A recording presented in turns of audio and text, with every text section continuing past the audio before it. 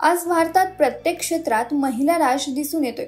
असं कोणतंही क्षेत्र नाही जिथे महिला काम करत नाही। जेव्हा स्त्रियांना घराचा उंबरठा ओलांडणंही कठीण होतं, अशा वेळी एका महिलेने देशातील पहिल्या महिला वकील बनण्याचा मान मिळवला होता। त्या काळी स्त्रियांना कायद्याची प्रॅक्टिस करण्याची परवानगी नव्हती। अशा वेळी त्या वकील झाल्या होत्या। त्या म्हणजे कॉर्नेलिया सोराबजी।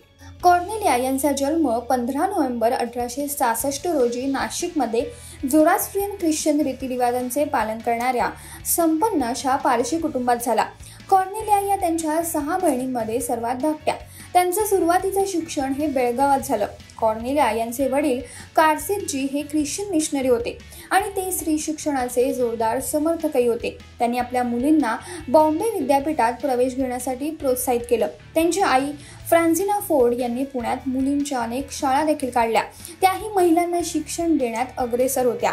ज्या काळात महिलांना घरातून एक पाऊलही बाहेर पडू दिलं जात नव्हतं, अशा वेळी त्यांनी घराबाहेरच नाही तर देशाबाहेरही पंख पसरले। बॉम्बे युनिव्हर्सिटीमधून पदवीधर होणारी पहिली महिला असण्याबरोबरच कॉर्नेलिया ऑक्सफर्ड विद्यापीठात कायद्याचा अभ्यास करणारी पहिली महिला देखील ठरल्या। याशिवाय भारत आणि ब्रिटनमध्ये लीगल प्रॅक्टिस करणाऱ्या त्या पहिल्या भारतीय महिला होत्या। 1923 मध्ये कॉर्नेलिया सोराबजी या कलकत्ता उच्च न्यायालयात बॅरिस्टर म्हणून कायद्याचा सराव करणाऱ्या पहिल्या महिला झाल्या।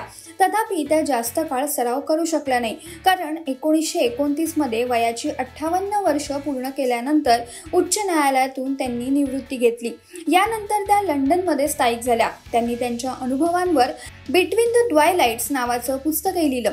1954 मध्ये 88व्या वर्षी त्यांचं निधन झालं। मात्र कायदे क्षेत्रात त्यांचं नाव आजही आदरानं घेतलं जातं।